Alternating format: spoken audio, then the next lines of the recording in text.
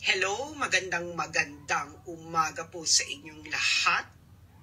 Ito po ang inyong favorite American colony traitor na si Sas Rogando Sasot at binabati ko po kayo ng isang revolusyonaryo at mapagpalayang araw sa inyong lahat. Ayan, ako ba inyong naririnig ng maayos? Kung ako ay inyong naririnig ng maayos, pakisabi lamang po sa comment section nang masimulan na po natin ang budget hearing ng Kongreso at ng Senado. Ayan. Kamusta mga taga Singapore? Shout out po sa inyong lahat. At medyo mabagal ang ating comment section ngayon. Ayan. Hello? Ayan, handa na ba kayo sa budget hearing ng Senado at Kongreso? Hello po sa mga taga-Qatar at hello sa mga taga Davao del Norte, Australia at Hong Kong, mga domestic helpers sa Hong Kong. Kamusta po kayo? Kung kayo ay concerned, kayo mga domestic helper sa Hong Kong, kung concerned kayo kung paano ginagastos ang bilyong-bilyong salapi na pinapadala ninyo as remittance sa Pilipinas, i-share nyo lamang ang live na ito para marinig ito ng mga kapwa ninyo domestic helper na nagpapakapagod magkuskus ng banyo at mag-alaga ng anak ng iba. Ngayon, kung wala naman kayong pakialam kung paano ginagastos ng Senado at Kongreso ang mga salapi ninyo, huwag ninyo itong i-share. Pwede naman yan. Meron tayong freedom of choice. Hello po sa mga taga Butuan City, mga taga Pampanga, mga Tarlac, taga Pasay, ayan, at mga taga Dubai, taga New Zealand, ayan, mga taga Marikina, ang lugar ng right side of history ni Kimbo, mga taga Panabo, Davao del Norte, taga Canada, taga Pangasinan, taga Hong Kong, taga Taguig City, taga Cebu. I-share nyo po itong live budget hearing ng Senado at Kongreso kung kayo ay may pakialam kung paano ginagastos ng 24 senators at 316 congressman ang mga salapi na pinaghirapan ninyo. Hello sa mga taga Bulacan, taga Edmonton, taga Tacloban, taga Nueva Ecija, taga Bahrain, mga taga Davao, taga Cebu, taga Iligan City. Ayan, taga Davao City, mga taga Canada, mga taga Lipa City, mga taga Cebu, i-share lang ito. Kung gusto niyo pong malaman ng mga kababayan ninyo, ng mga fellow OFWs, kahit na mga militar at mga pulis, kung anong kabalustagan ang ginawa ng Senado at Kongreso sa ating bayan. Kung hindi kayo maririmarin sa aking i-reveal ngayong araw na ito, ay siguro ay deserve natin ang legalized corruption sa ating bansa. Hello sa mga taga Quezon City, taga Pasig City, taga Iloilo. Ayan, taga San Francisco. Magpapasensyahan tayo kahit kayo ay kaalyado ni Duterte, wala akong pakialam. Taga Binagonan, Rizal, mga taga Tokyo, sino pa ba? Ayan, i-share po ninyo ito nang malaman ng mga tao, ng mga OFWs, ng mga militar, ng mga pulis, ng mga Metro 8, ng mga magsasaka, ng mga mangingisda, ng mga matatanda, ng mga bata, ng mga estudyante, ng mga trabahador, kung papaano tayo tinatarantado ng Kongreso at Senado. Hello sa mga taga-seafarers. Alam po natin na hirap kayo sa pagtatrabaho sa ibang bansa at dapat ninyong malaman kung papaano tayo tinatarantado ng 24 na senador at 316 na kongresista. Hello sa mga taga Malate, Mga OFW sa Saudi, i-share nyo ito dyan para malaman nila ang sikreto ng Kongreso. Ayan, hello sa mga taga-Israel. Sana po ay kayo ay nasa maayos na kondisyon. Sana maging alerto po kayo sa mga nangyayari dyan at hindi po certain ang ating mga nagaganap.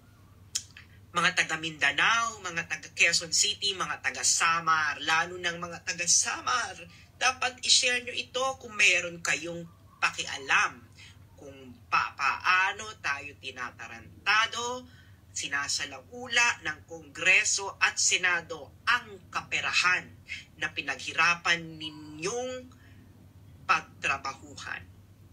Taga Washington DC, taga Riyadh, Saudi Arabia, mga taga Binondo, kamusta po kayong lahat?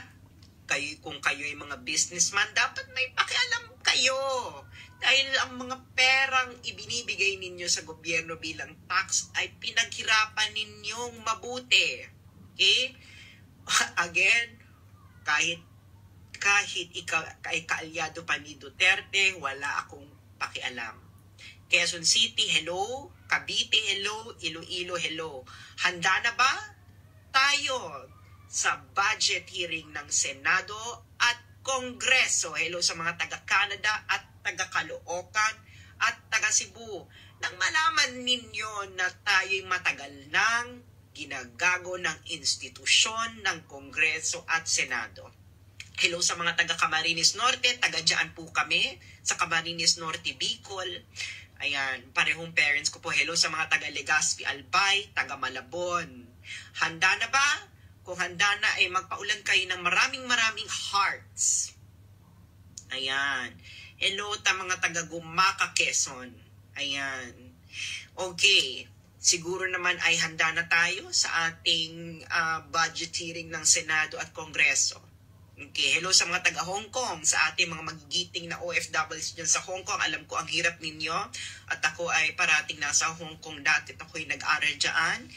Hello sa mga nasa Taiwan. Kamusta mga Pilipino sa Taiwan? Ang libo po nating mga nasa Taiwan. Sana po ang live nito ay panoorin ninyo at malapit na ang day off ng mga OFWs. Panoorin nyo ito sa Hong Kong at sa Taiwan, di ba nag-gather kayo tuwing weekend na. Halina't pag-usapan natin ang papaano tayo tinatarantado ng Kongreso at Senado, kung papaano nila tinatrato ang ating salapi. Okay. Hello sa mga taga-Singapore at Taiwan. Okay. Sisimulan na natin ang budget hearing ng Senado at Kongreso. Kasi wala po silang budget hearing, walang gumigisa sa kanila. Dahil, paano naman sila gigisahin? Sila rin ang mag-a-approve ng kanilang budget. Hello mga taga-Macau at taga-Bulacan. Okay. Sa mga nakaraang araw, mga kababayan, ang sinabi ng alam nyo naman na aking ni-reveal na meron silang confidential fund. Okay? Na ito ay classified as extraordinary fund. At pakita nyo naman na naglabas ng mga depensa ang Senado at Kongreso. Sinabi nila wala raw silang confidential fund, meron lang silang extraordinary fund, at sila raw ay auditable. Tingnan natin mga kababayan kung pagbabasihan natin ang facts, kung sila ay nagsasabi ng totoo or kung sila ay nananarantado. Ang title po ng budget hearing na ito ay Philippine House Mafia dahil mafia po ang kanilang ginagawa. Hello po sa inyong lahat. Okay. Meron bang confidential fund ang Senado at Kongreso? Meron. Actually po, mas malala po ang pera na ginagastos ng Senado at Kongreso. Bakit? dahil hindi lamang po ito hindi lang po ito confidential, kundi classified din.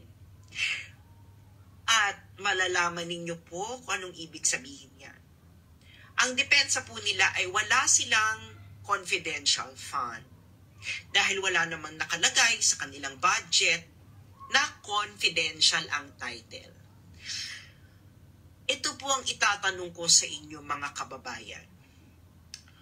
Kung ang pera ay hindi nakalagay confidential, pero ang auditing at liquidation ng perang yan ay parang auditing at liquidation ng confidential fund, hindi ba yan confidential fund? Tama o mali? Sabihin nyo kung mali or tama ang aking itinuran. Uulitin ko ang tanong. Sinasabi nila na wala silang confidential fund dahil walang nakalagay sa budget nila na confidential. Pero kung ang budget nila, ang auditing ay parang confidential fund, ang budget ba na yun ay confidential or hindi confidential?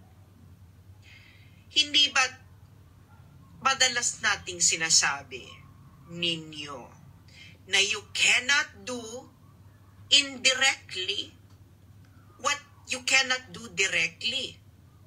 Tama, wala kayong confidential fund directly, but indirectly, meron kayo.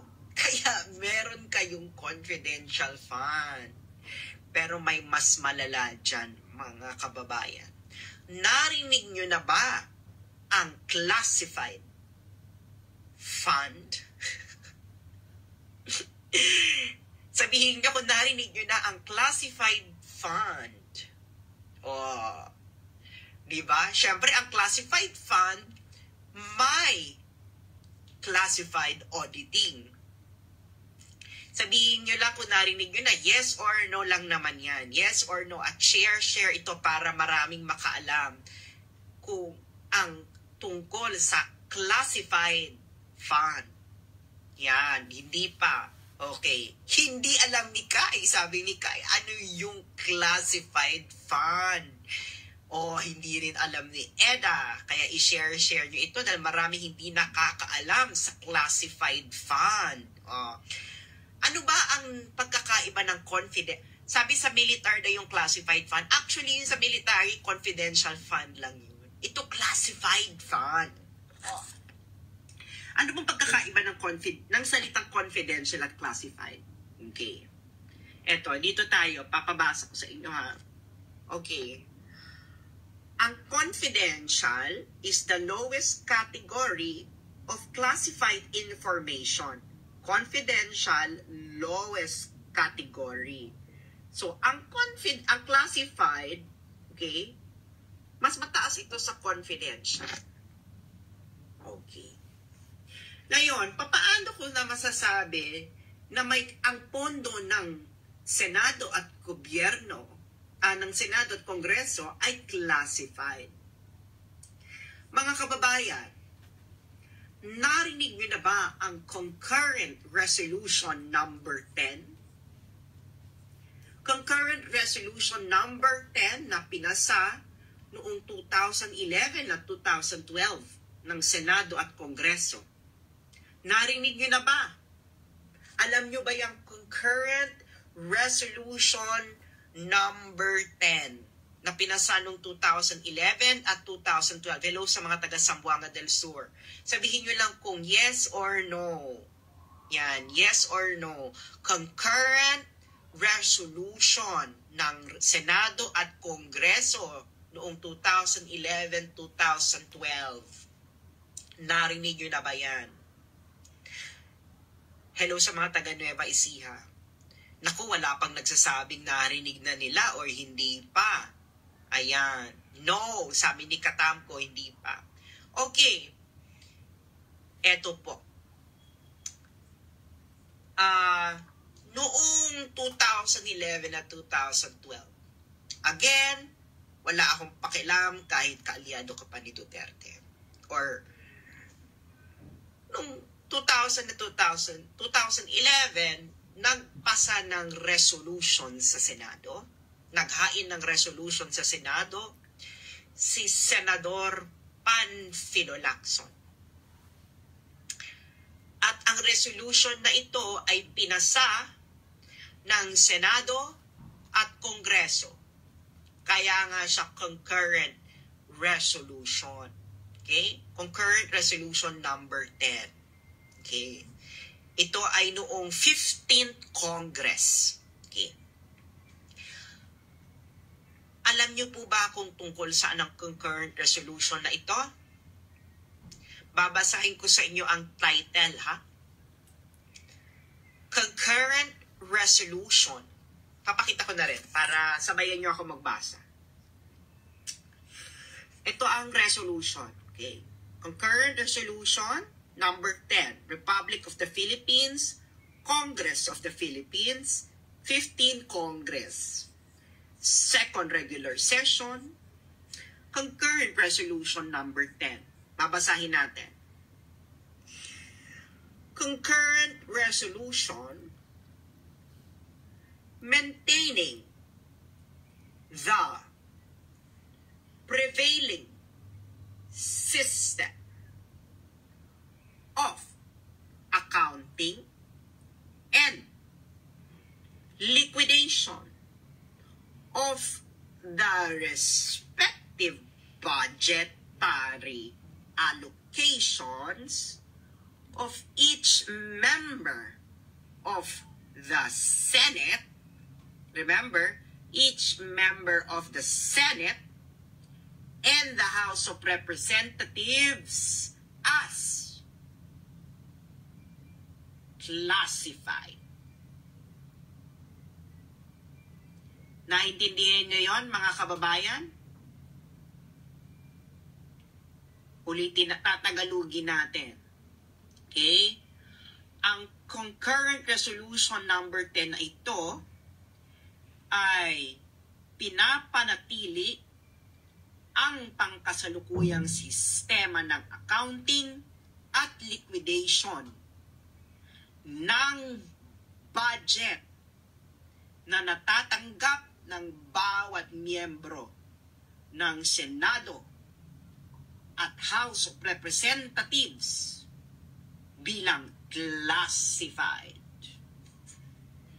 Nagigets ninyo? Classified.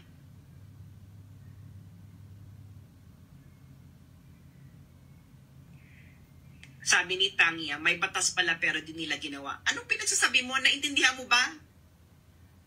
Classified ang accounting at liquidation ng budgetary allocation ng bawat miyembro ng Senado at Kongreso.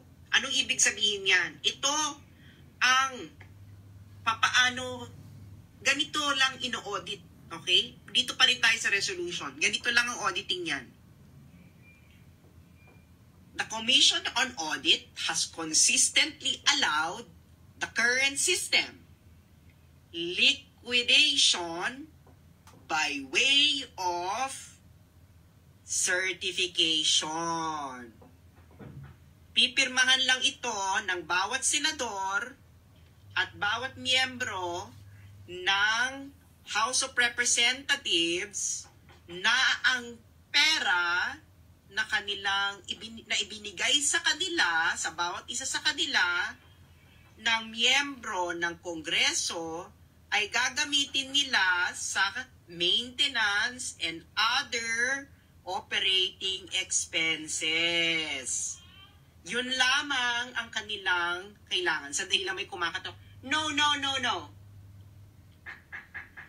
Sandali lang, ha? May kumakatok.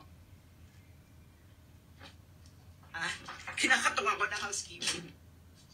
Salamat. Kinakatok ako ng housekeeping. Ano bang meron dito?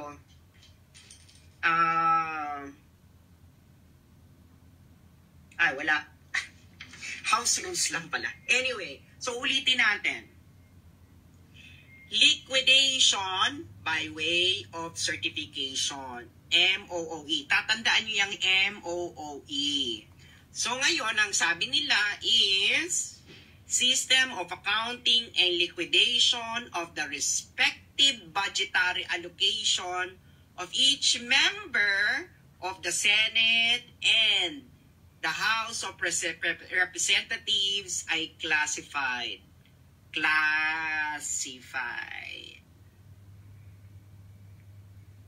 So ngayon, may pirma si Belmonte, si Enrile, di ba? Pinasa nila ito 2011 at 2012.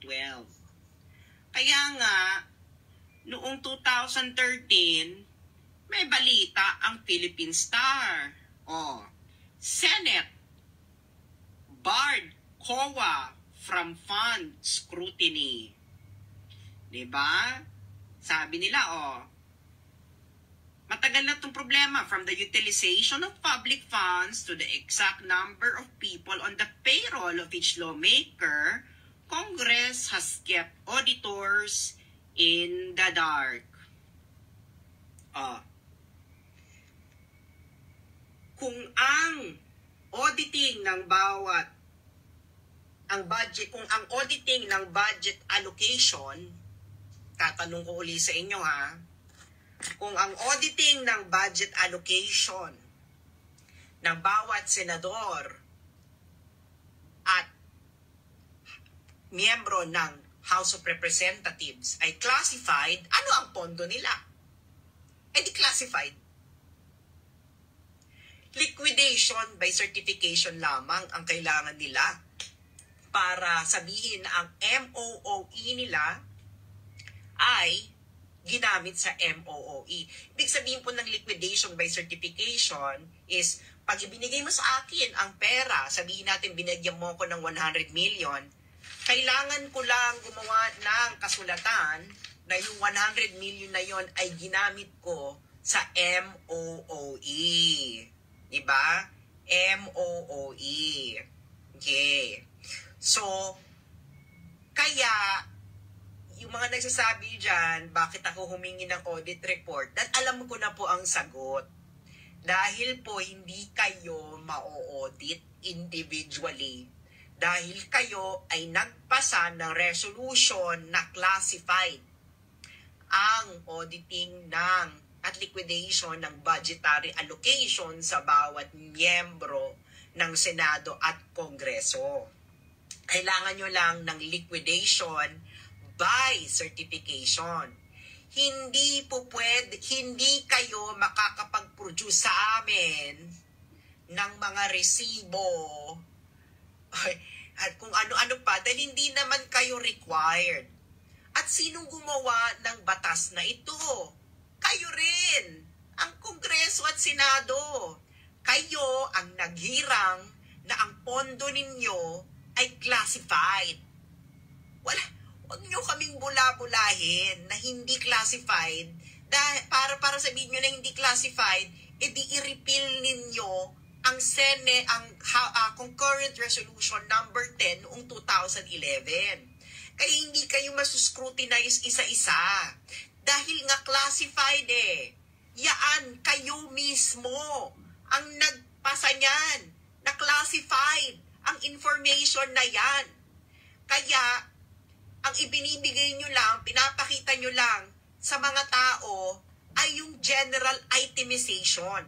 Ipapakita ko sa inyo kung anong itsura ng general itemization. Okay? Available lang kasi sa website ng COA ay 2020. Okay. So ito po ang general, ganito itsura ng general itemization. Okay. Ganyan lang basic salary, chairmanship allocation, foreign travel, contractual consultant, consultative local travel, communication, representation, diba? Public affairs fund, central office staff, other MOOE. And then that's it. Pero yung auditing, okay? Ang auditing,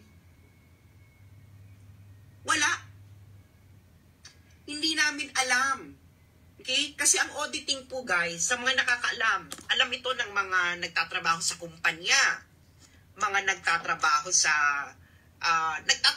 mga kawani ng gobyerno, halimbawa DepEd, DSWD, at iba pa, kahit mga militar, alam to. Ang auditing po, stricto po ito. Hindi lamang po ito resibo. Kailangan ipakita mo na matindi ang auditing. Kailangan papakita mo na necessary na bilhin nga ito.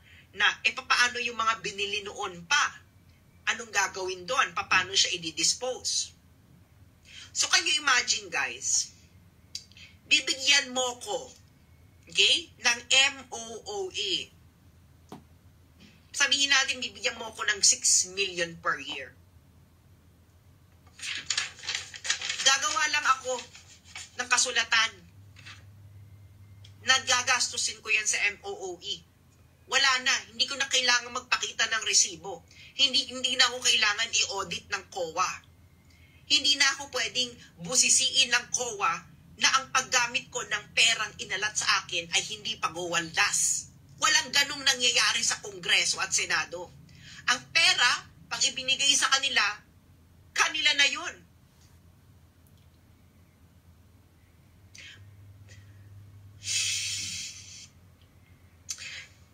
Ganito yan guys ha.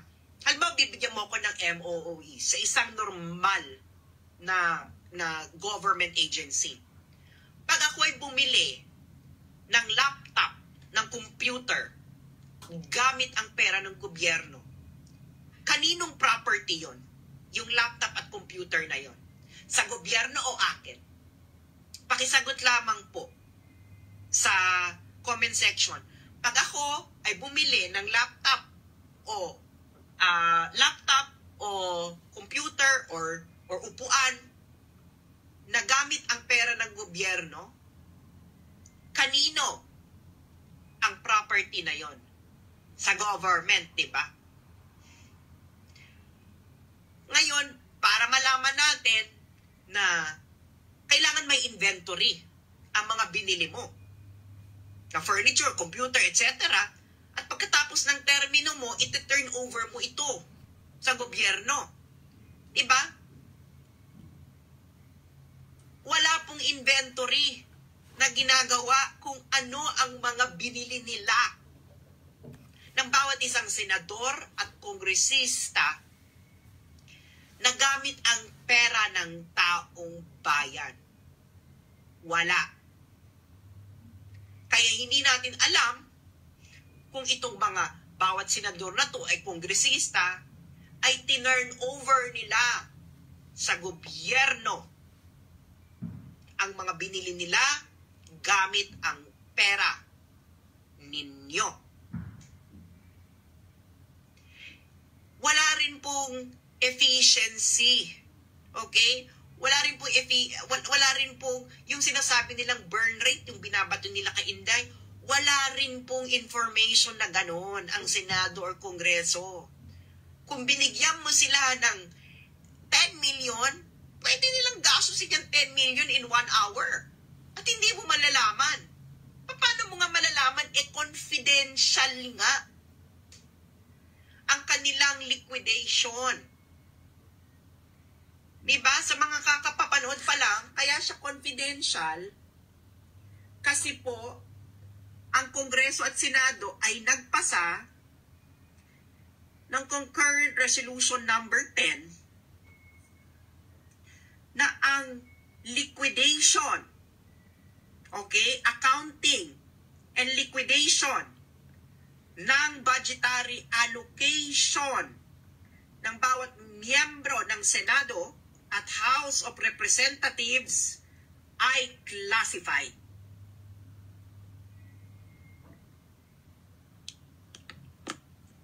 Sige nga, paliwanag nyo nga sa amin yan. Kaya sinasabi nyo wala kayong confidential fund dahil walang nakalagay na title na confidential doon sa tabi ng salapi. Pero ang auditing at liquidation ng pondo ninyo ay classified according to Senate Concurrent Resolution number 10. So, kung ang pondo ay liquidated, ang accounting at liquidation ng pondo ay classified, anong klaseng pondo yun? Hindi ba classified? So, ang pondo ninyo ay classified funds. Tama? Tama, mali.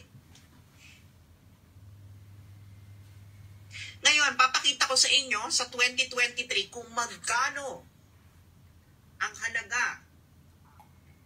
Okay? Kung magkano ang halaga ng tinatawag nating MOOE. Okay? MOOE. Na classified ang liquidation at accounting. Ibig sabihin, hindi natin alam kung ang paggasta ba nila ng pera ay nasa tama o mali. Kung necessary ba yung binili nila. Kasi bahala ka na eh. Kung paano mo gagastusin yan eh. Basta bigyan mo lang ko ng kasulatan na ginastos mo yan sa MOOE. Yan lang ang requirement nila diyan sa Kongreso at Senado. So sa taong 2023, magkano yung pera na ibinibigay, na parang itinatapon lang natin sa Kongreso? Okay? Tinatapon lang natin. At hindi natin malalaman kung paano nila eksakto, detalyado, with resibo, sentimo after sentimo na ginagastos ng bawat isang senador at congressman. Ito ang sa Congress ha, sa Congress. 15.2 billion. Okay? Yan ang kanilang total maintenance and other operating expenses, yung MOOE. Sa mga nagtataka po kung bakit ito po nakasulat in million, kasi po ang kanya pong representation ay dapat in 1,000 pesos. So imumultiply nyo po yung number na yan, okay? Imumultiply nyo po yung number na yan by 1,000. So 15.2 billion. 15.2 billion ang classified. Classified ang liquidation at accounting. 15.2 billion. Hindi na po natin malalaman yan kung paano nila ginastos, kung ginastos nila ng tama, may resibo ba, sentimo after sentimo. Yung mga binili ba nila sa pamamagitan ng 15.2 billion na yan ay mati-turn over sa gobyerno? Wala po tayong inventory. May inventory ba ang bawat senador at kongreso kung yung mga binili nila ay mati-turn over nila sa government? 15.2 billion just for 1 year. Kongreso pa lang, ano pa lang yan, House of Representatives. Yes, sabi ni Eleanor, sa isang taon po ba yan? Yes. This is only for 2023. 15.2 billion. Congressman ito. So can you imagine, 3 years ang isang term ng congressman. Okay. So 3 years, sabihin natin na-retain na 15.2 billion, in 3 years, ang Kongreso ay may 45.6 billion. Okay? Na free money na yan. Bahala ka na. Bibigyan mo lang ako ng certification na ginastos mo yan sa MOOE. So, in 3 years, may 45.6 billion. Pag sabihin natin equally, hinati-hati yan sa mga congressman, 316 sila, bawat isa sa kanila merong 144 million. Na certification lang. Certification lang. Na ginastos ko to sa MOE. 144 million for 3 years. E paano kung ilang beses ba nare-re-elect ang congressman? 2, 3. 3. So, kung 3 beses ako mali-elect, $500 million na ako. At ang kailangan ko lang dun sa $500 million na yun, liquidation by certification. Susulat ko lang dito ay ginastos ko po siya sa MOOE. Wala. Hindi nyo to mabubusisi up to the last centimo dahil nga nagpasa ang Kongreso at Senado na ang liquidation at accounting ng kanilang ng budget allocation ng bawat isang senador at kongreso ay confidential. So wala, hindi natin alam. Pagtitiwalaan na lang natin ang mga congressman na gagamit na hindi nila nanakawin ang 15.2 billion. Tiwala lang. Pagtitiwalaan lang natin sila na hindi sila hindi nila nanakawin ng 15.2 billion. Wala, hindi natin malalaman eh. Kasi nga confidential eh. Confidential, classified ang accounting at liquidation. At sino ang nagpasa ng patakaran na yan? O di ang mga kongresista at senador? Can you imagine? Ikaw, na gumagamit ng pera ng taong bayan, ikaw rin ang nagbigay ng rule na classified ang accounting at liquidation. So kung ang pera, ang kanyang liquidation at accounting ay classified, therefore, ang pera na yon ay classified. So, mas masahal pa to sa confidential. Confidential fund, nabubusisi ito ng COA. Pero kayo, 2013 pa namin alam, Senate barred COA from fund scrutiny. 2013 pa kayo, hanggang ngayon po hindi nagbabago ang sistema. Paano nga naman babaguhin ang sistema? Saan ka pupunta? Pupunta ka ng Supreme Court. Sino ba ang nag-a-approve din ng budget ng Supreme Court? Hindi ba? Mafia. This is the Philippine House of Mafia. Punta ngayon tayo sa Senado. Okay? Sa Senado ngayon tayo, magkano ang MOOE ng Senado for 2023? Again, ang MOOE po ay classified ang budget allocation ng bawat isang senador at kongresista. Pati rin po ang liquidation at accounting nito ay classified. Therefore, this is a classified fund. Okay. So ngayon sa Senado, maliit lang naman, no? Sa Senado, dahil 24 lang naman sila, 3.4 billion. Okay? Yan ang kanilang MOOE. 3.4 billion. Pero, 3.4 billion yan sa isang taon, ha? Sa isang taon. So, 3.4 billion divided by 24. So, sa isang taon, ang isang senador, okay, kung hahatiin ng equally ang 3.4 billion, ay merong 140 million per year. Okay. Per year yan. 6 years ang senador. So, in 6 years, pwedeng makakuha ang isang senador ng 800 million sa isang term niya, 6 years. Kung dalawang term ka, kasi ang senador nare-re-elect for a second term, so kung naka 2 term ka, pwede kang umabot ng 1 billion. Na ang perang ibibigay sa'yo ng taong bayan na 1 billion, certification mo lang ang kailangan na ginastos mo yan sa MOOE. Hindi ba katarantaduan yan? Tapos, itong mga party list na feeling mo sila na ang pinakamalinis sa mundo, ang ina mo, Raul Manuel, paano mo ito ipapaliwanag sa mga kabataan? Na ikaw, pwede kang bigyan ng 10 million sa Kongreso at isi-certify mo lang na yung 10 million na yon ay gagastusin mo sa MOOE. Sige nga, Raul Manuel, paliwanag mo nga yun sa mga kabataan, putang ina mo. Sige nga, kayo dyan sa kabataan party list.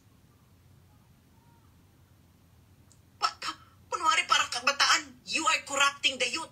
You are not telling the youth the truth. Na kayo, Kabataan Party List, party kayo ng Philippine House Mafia. Sige nga, Kabataan Party List, i-release ninyo ang resibo. Lahat. I-release ninyo ang inventory ng mga binili ninyo sa pamamagitan ng pera ng taong bayan. At tingnan natin kung merong proper turnover. Diba? At ang binili mo ay pera, gamit mo ay pera ng gobyerno, sa gobyerno yan. Hindi yan sa inyo. Ang pera lang na para sa inyo ay inyong salary. Mas mataas pa ang MOOE nila kaysa sa salary nila. Salary lang ng congressman, 3 million per year. Ang MOOE nila sa isang taon, umaabot ng mga 15 mil. Free money na yun. Kasi nga, liquidation by certification. At ayon sa resolusyon na pinasa ng Senado at Kongreso noong 2011-2013, classified ang accounting at liquidation. Sige nga, pauupuin nyo dyan ng isang militar, pauupuin nyo dyan ng pulis, pauupuin nyo dyan ng DepEd, pauupuin nyo dyan ng DSWD, pauupuin nyo dyan ng State University, tapos bababoy-baboyin ninyo. Sabihin ninyo, paano ito ginastos? Sige nga, ipakita nyo kung paano nyo ginastos. Bakit kayo bumili ng ganitong laptop? Ang mahal. Bakit ganito? Bakit ganyan? Putang ina nyo pala dyan sa Kongreso Senado. Kami ba? Alam namin kung yung binili ninyo dyan sa pera ng taong bayan, tama? Meron ba kayong procurement law? Sa Kongreso at Senado? Wala. Pag binigyan kayo ng 10 million, for example, certification lang. Ninyo ang kailangan. Tapos bahala na kayo. So kahit bumili pa kayo ng laptop worth 500 million, walang pakialam ng taong bayan dahil hindi namin alam. Tapos bababoy-babuyin nyo yung mga militar. Saan yung ginastos yung confidential funding nyo? Kailangan alamin. Kailangan i-detalye. Ina nyo pala kayo nagpasa kayo ng batas na ang liquidation at accounting ng pera na allocated sa bawat isang senador at congressman ay classified. So kayo hindi po pwedeng busisiin dahil classified nga according to your concurrent resolution. Pero yung iba, papahigain nyo dyan. Para saan? Para papogi. Sige nga, paliwanag nyo nga sa amin to. So, in 2023, merong 15 billion for MOOE ang Kongreso. Wala na yan. That's free money. That's basically your money, your taxpayers' money given to each congressman without meticulous auditing. Wala yan. Wala yung auditing na naririnig ninyo. Di ba, pag mga nakaupo sa hearing nila, di ba napaka-meticulous yung auditing, yung mga tipong, binili mo raw yung mas mahal na laptop kaysa dun sa mas mura. Walang ganyan. Walang ganyan sa Kongreso at Senado. Pwede kang bumili ng 10,000 iMac gamit ang MOOE. Kahit pwede ka namang gumamit lang ng mas mura. Dahil wala ngang inventory. Wala. That's free money. Basically, this is legalized corruption. Walang standard. Okay? Ang bawat senador, pag uupo o kongresista, di ba, unless of course, continuous ng term, bagong office yan. Gastos ninyo. So, ibig sabihin, waldas. Hindi ba dapat ang mas matinong sistema meron ng set na office ang senador. At bawat senador at bawat kongresista. Estado ang magbabudget niyan. Di ba? At hindi ka pahawakin ng MOE. Di ba? Magpapasweldo ng staff mo. Gobyerno. Dapat Civil Service Commission. Pero hindi ganyan ang nangyayari. Wala tayong alam. Hindi natin alam kung paano nila ginagastos ang pera ng taong bayan up to the last sentimo.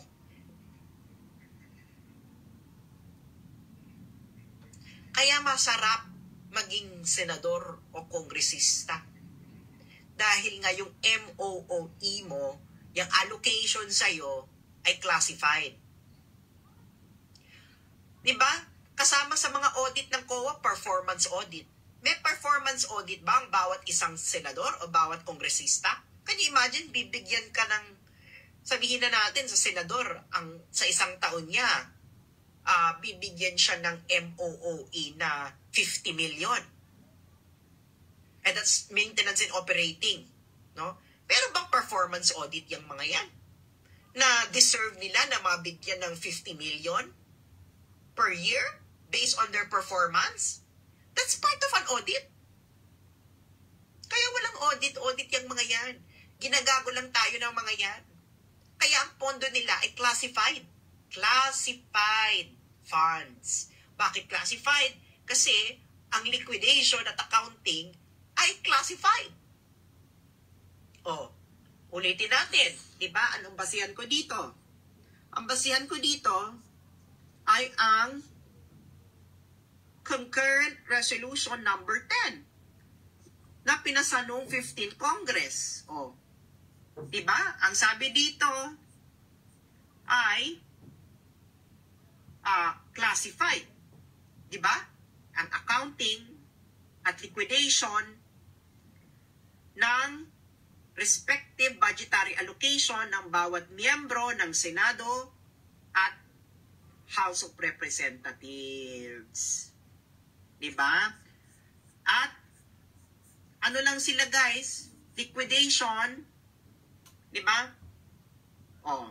Liquidation by way of certification na pinirmahan ng bawat senador, miyembro ng House of Representatives na ang amount na ibinigay sa kanila ay gagamitin sa MOOE.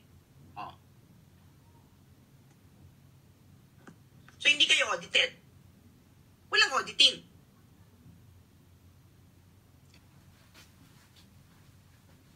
Sige nga, yung mga nagtatrabaho sa corporate world, pwede ba sa inyo yung liquidation by certification lang? Sabihin nyo nga sa akin, yung mga nagtatrabaho dito sa corporate world, yes or no? Pwede ba sa corporate world ang liquidation by certification lang? Diba? Liquidation by certification lang. Pwede ba yon?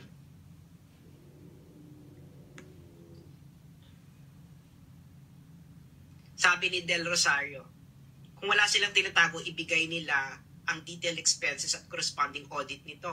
Wala nga, hindi nga required eh. Liquidation by certification. Legalized corruption. This is the Philippine House Mafia. Sige nga, Gabriela, ipaliwanag nyo nga yan sa mga mahihirap na pwede pala ang liquidation by certification. Pag binigyan ka ng 10 million, liquidation by certification lang kailangan. Gabriela, ilang years na kayo dyan? Diba? Ilang years ng Gabriela na nakaupo sa Kongreso? So, umaabot na siguro ng kalahating bilyon ang Gabriela, ang funding ng Gabriela. Diba? Sa tagal nila sa Kongreso. Pati yung bayan muna. Actually, wala nang bayan muna ngayon. Pati bayan. Kaya ngayon, alam niyo na kung bakit hindi matapos-tapos ang problema ng NPA. Kasi yung MOOE ng Makabayan, hindi classified yan. No? Kailangan lang ng liquidation by certification ng Makabayan Block na ginamit nila yung MOE. At hindi natin alam kung tama yun kasi nga classified ang liquidation at certification. So, pwede na itong mga Makabayan pinapadala nila yung pera na pambili ng armas ng NPA. Pwedeng ganon. Huwag niyo akong sabihin nagre-rentag-rentag ako makabayan. Ang source ko ng information ay sa Utrecht. Dahil ako ay tumira sa Netherlands for 12 years. Sige nga, legalize corruption. Ito si Ontiveros. Kapal-kapal ng mukha. Ano raw siya, malinis, hindi siya magnanakaw, ulul. Paano namin malalaman na hindi ka nagnakaw at hindi ka nagwaldas ng salapi ng bayan kung meron kayong batas, resolusyon na pinasa ng Senado at Kongreso na classified ang accounting at liquidation ng millions of pesos na tinatanggap ninyo every year. Sige nga. Diba? So, mas masahol ang pondo ninyo. Classified.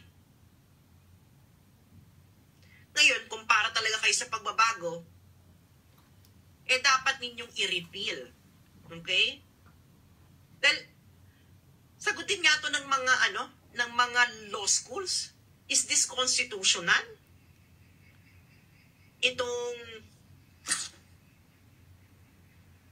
Itong concurrent resolution number 10 na pinasa ng 15th Congress na classified ang liquidation at accounting ng budget ng bawat isang senador at congressman. Tama ba yan?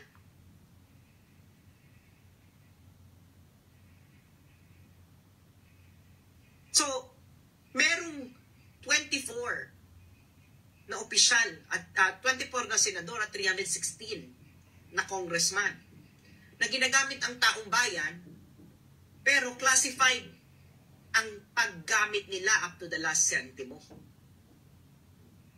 Tama ba yan? This is the Philippine House Mafia. Ngayon, kung okay lang sa inyo yung ganitong sistema, kayong taong bayan, then we deserve corruption. Ngayon, kung hindi okay ito, palitan na to. Palitan tong sistemang to. May ano tong sabi ng Kabataan Party List? Abolish confidential funds. Ulul, mauna kayo dyan. Abolish the classified nature of the liquidation at system of accounting ninyo dyan. Diba? At dapat din na tanggalin na ang liquidation by certification. Dapat palitan na itong mali itong sistemang to maling-mali. Kasi walang inventory kung anong binibili ninyo sa pamamagitan ng perang taong bayan. Wala rin kayong procurement law. Nasakop kayo. Meron ba? Ikaw? Meron ka ba? Raul Manuel, ganda-ganda ng barong mo every time, Malang barong.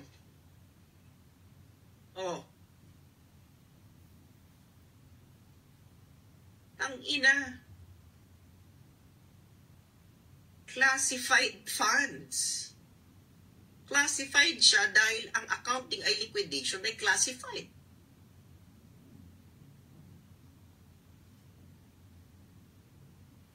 Well, kung may concern kayo kung paano ginagamit ng Senado at Kongreso ang pera ninyo, i-share nyo itong video na ito at para malaman ng ibang mamamayan. Pero kung wala, okay lang. Mag-share na lang kayo ng entertainment. Maraming salamat.